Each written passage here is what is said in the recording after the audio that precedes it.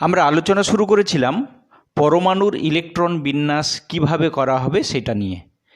পরমাণুর ইলেকট্রন বিন্যাস কিভাবে হবে অর্থাৎ পরমাণুর যে কক্ষগুলো আছে, কক্ষ, উপকক্ষ বা কক্ষক অর্থাৎ সেল, সাবসেল বা অরবিটাল, এগুলোতে ইলেকট্রনগুলো কিভাবে পূর্ণ হবে, সেই পূর্ণ হওয়া যে তিনটি নীতির উপরে নির্ভর করে, সেই তিনটি নীতি কী কী? সেটা হলো পাউলির অপবর্জন নীতি, পাউলিজ এক্সক্লুশন প্রিন্সিপাল, হুন্ডসের মাল্টিপ্লিসিটি সূত্র বা হুন্ডস রুল অফ মাল্টিপ্লিসিটি, আর আব্বাও নীতি বা আব্বাও প্রিন্সিপাল। এই তিনটি প্রিন্সিপাল বা রুল যাই বলো না কেন, এদের উপরে বেস করে কিন্তু ইলেকট্রনিক কনফিগারেশন অ্যাটমের আমরা তৈরি করে থাকি। প্রথম দিন আমি তোমাদের আলোচনা করে দিয়েছিলাম পাউলির অপবর্জন নীতিটা, দ্যাট ইজ পাউলির এক্সক্লুশন প্রিন্সিপাল, প্রথম দিন আলোচনা করেছিলাম। আজকের বাকি যে দুটো, হুন্ডস মাল্টিপ্লিসিটি সূত্র এবং আব্বাও নীতি বা আব্বাও প্রিন্সিপাল, এই দুটো জিনিস আজকে আলোচনা করব। প্রথমেই এলাম আজকে হুন্ডস মাল্টিপ্লিসিটি সূত্র বা হুন্ডস মাল্টিপ্লিসিটি রুল। এই রুলটাতে কি বলছে? বলছে সমশক্তিসম্পন্ন কক্ষকগুলি যতক্ষণ পর্যন্ত খালি থাকবে ততক্ষণ ইলেকট্রনগুলি এককভাবে ওই কক্ষকগুলি দখল করবে ও প্রত্যেকের ঘূর্ণন একই দিকে হবে। জিনিসটা কি আরেকবার বলি? The pairing of electrons in the orbitals within the same subcell does not take place until the orbitals are singly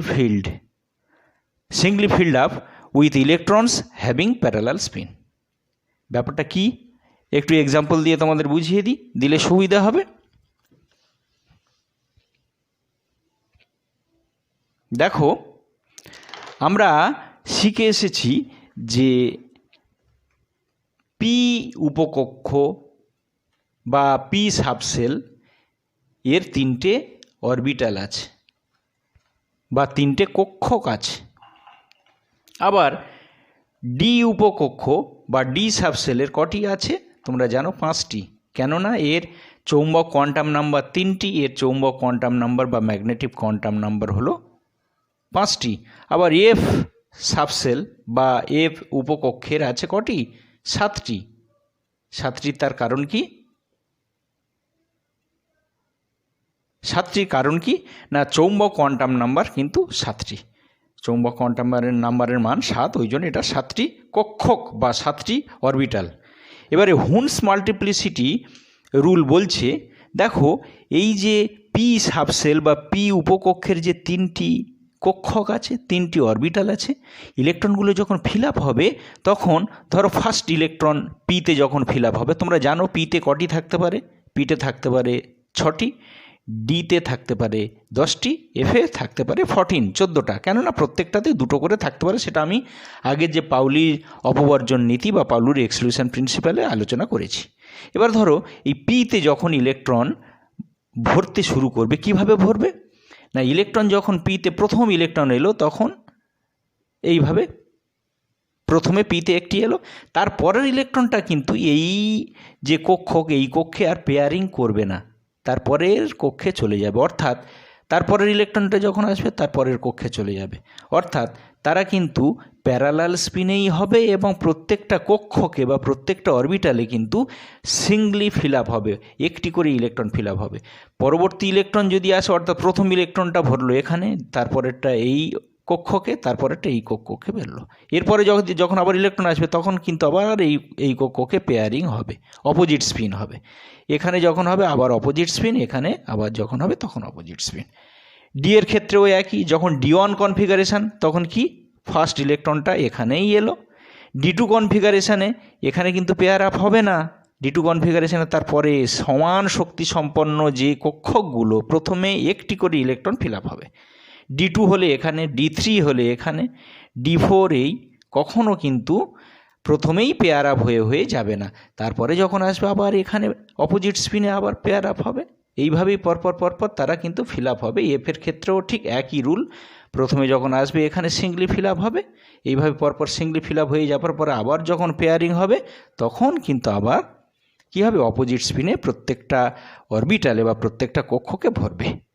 এই হলো হুন্ডসের মাল্টিপ্লিসিটি সূত্র। অর্থাৎ আরেকবার মনে করিয়ে দিই, সমশক্তি সম্পন্ন সেম এনার্জি যে সকল অরবিটালগুলো, সেখানে ইলেকট্রনগুলো যখন ফুলফিল হবে তখন প্রত্যেকটাতে আগে একটি করে ইলেকট্রন ফিল আপ হবে এবং তারা কিন্তু প্যারালাল স্পিনে থাকবে। পরে যখন ফিল আপ হবে আবার, তখন তারা অপোজিট স্পিনে হবে এবং পেয়ার আপ হবে। এবারে আসি আব্বাও নীতি বা আব্বাও প্রিন্সিপাল। আব্বাও প্রিন্সিপালটা কি বলছে? ইলেকট্রনগুলি প্রথমে সর্বনিম্ন শক্তিসম্পন্ন উপকক্ষে প্রবেশ করবে ও ক্রমান্বয়ে উচ্চতর শক্তিসম্পন্ন উপকক্ষে প্রবেশ করবে। অর্থাৎ ইলেকট্রনগুলো যে উপকক্ষ বলেছি, এস, পি, ডি, এফ, এগুলো সব হচ্ছে উপকক্ষ বা সাবসেল। এই সাবসেলে যার এনার্জি কম, যে সাবসেলের এনার্জি কম, সেই সাবসেলেই কিন্তু আগে ফিল আপ হবে। সেটা পূর্ণ হয়ে যাওয়ার পরে, টোটালি যখন ফিল আপ হয়ে যাবে, তারপরে তার থেকে যে হায়ার এনার্জি লেভেলের যে উপকক্ষ বা সাবসেল, সেখানে আবার ভরতে শুরু করবে। Electrons are added progressively to the various orbitals in the order of increasing energy, starting with the orbital with lower energy. Lower এনার্জির অরবিটাল থেকে শুরু করে ক্রমান্বয়ে তারা প্রোগ্রেসিভলি তারা কিন্তু আস্তে আস্তে হায়ার এনার্জির যে সাবসেল আছে, উপকক্ষ আছে, সেখানেই প্রবেশ করতে শুরু করবে, সেখানে ভর্তি হতে শুরু করবে। দেখো, এইটা বোঝানোর জন্য তোমাদের একটা এক্সাম্পলে আসছি। সেই এক্সাম্পলে যাওয়ার সময় আর একটা কথা একটু বলে নিই। এই যে আব্বাও প্রিন্সিপাল বা আব্বাও নীতিতে যেটা বললো না, যে লোয়ার এনার্জি লেভেল, যার এনার্জি লেভেল, যে উপকক্ষের বা সাবসেলের এনার্জি কম, সেখানে আগে ফিল আপ হবে। এইটা কার বা কোন সাবসেলের বা কোন উপকক্ষের এনার্জিটা কম, সেটা নির্ভর করে কিন্তু একটা রুলের উপরে। সেই রুলটা কি? সেই রুলটা হলো N+L রুল, N+L নিয়ম। এই জিনিসটা কি একটু বুঝে নাও। এনটা তোমরা জানো প্রিন্সিপাল কোয়ান্টাম নাম্বার, এলটা জানো এটা হচ্ছে অ্যাজোমিথাইল কোয়ান্টাম নাম্বার, অর্থাৎ এটা হচ্ছে মুখ্য কোয়ান্টাম সংখ্যা, এটা গৌণ কোয়ান্টাম সংখ্যা। কোনো ইলেকট্রনের এই দুটি যে কোয়ান্টাম সংখ্যা যোগ করব, করে তারপরে আমরা রেজাল্ট দেখব কার কম কার বেশি। দেখো, কোনো ইলেকট্রনের যে ইলেকট্রনগুলো যে ভরবে যে সাবসেলগুলোতে বা যে উপকক্ষগুলো, তাদের এই N+L রুলে বের করবে N+L = কত। যার N+L কম হবে সেটা লোয়ার এনার্জি লেভেল, সেখানেই আগে ইলেকট্রন ফিল আপ হবে। দেখা যাক তাহলে আমরা এই এক্সাম্পলটা নিলে সহজে বুঝতে পারবো। দেখো, 3D অ্যান্ড 4S এই দুটো অরবিটাল ধরো সাবসেল। এই সাবসেলে কোনটার এনার্জি কম বা কোনটাতে আগে ইলেকট্রন ফিল আপ হবে দেখি। এর ক্ষেত্রে N = দেখো 3, এখানে N = 4, বুঝতেই পারছো এইটা N। আর ডির ক্ষেত্রে L = কত তোমরা জানো? ডির ক্ষেত্রে L = কত? ডির ক্ষেত্রে L = হলো 2। 0 হলে S, 1 হলে P আর 2 হলে D।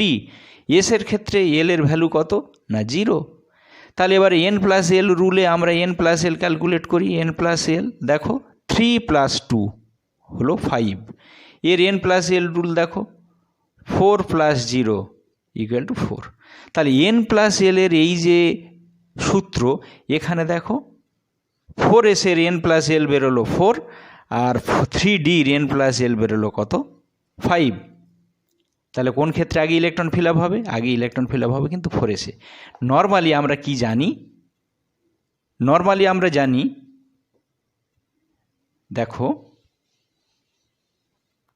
আমরা জানতাম 1S, 2 শুরু হলে 2S 2P, 3 শুরু হলে 3S 3P 3D, 4 শুরু হলে 4S 4P 4D etcetera 4F এগুলো। তাহলে নর্মালি আমরা কি জানি? এনার্জি সবচেয়ে কম এটা, তারপরে এটা, তারপরে এই, তারপরে এই, তারপরে এই, তারপরে এই, পরপর এইভাবে এনার্জি বেড়ে বেড়ে যায়।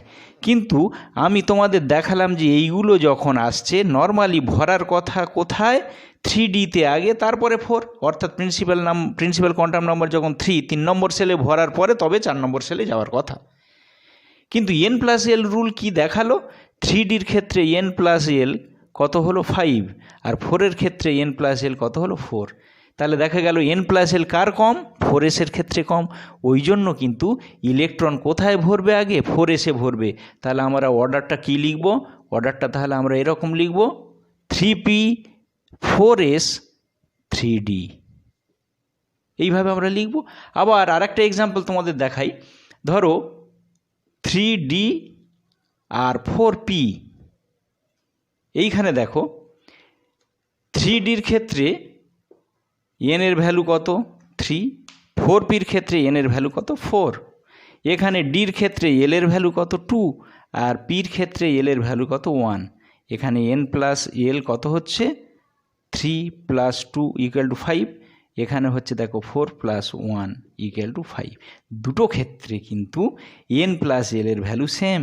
এই ক্ষেত্রে কি করব, যখন দেখা যাবে দুটি যে সাবসেল আছে বা উপকক্ষ আছে যাদের n+l এর ভ্যালু সমান, তাদের ক্ষেত্রে কোথায় আগে ইলেকট্রন ভরবে, যার n এর ভ্যালু কম সেখানে। দেখো এর n+l 5, এরও n+l 5, তাহলে ইলেকট্রন আগে কোথায় ফিল আপ হবে, যার n এর ভ্যালু কম সেখানে। অর্থাৎ 3Dতে আগে ইলেকট্রন ফিল আপ হবে, তারপরে 4pতে যাবে। এই আগে আমরা শিখে এসেছি, দেখো 3Dতে না ভরে আগে ভরবে 4s, তারপরে 3D, তারপরে কিন্তু 4pতে ভরবে। আব্বাউ প্রিন্সিপাল এই দুটো জিনিসের উপর বেস করে আছে কি না, n+l রুল। n+l যার ক্ষেত্রে কম সেখানে আগে ইলেকট্রন ফিল আপ হবে, যার বেশি সেখানে পরে যাবে। আর যদি n+l এর ভ্যালু ইকুয়াল হয় সেক্ষেত্রে যার n এর ভ্যালু কম সেখানেই আগে ইলেকট্রন ফিল আপ হবে। এইবারে আসি, সব ক্ষেত্রে কি এই n+l রুলটা অ্যাপ্লিকেবল? না, n+ রুল কিন্তু সব ক্ষেত্রে অ্যাপ্লিকেবল নয়। সেটা আমি বলে দিচ্ছি, সেটা হচ্ছে ল্যান্থানাম আর অ্যাক্টিনাম, এই দুটির ক্ষেত্রে কিন্তু n+l রুলটা কিন্তু কাজ করে না।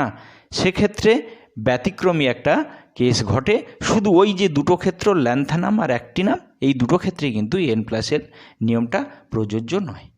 এরপরে আমরা আসব কিভাবে এই রুলগুলো তো আমরা জানতে পারলাম, কিভাবে ইলেকট্রনগুলো ওই যে সাবসেল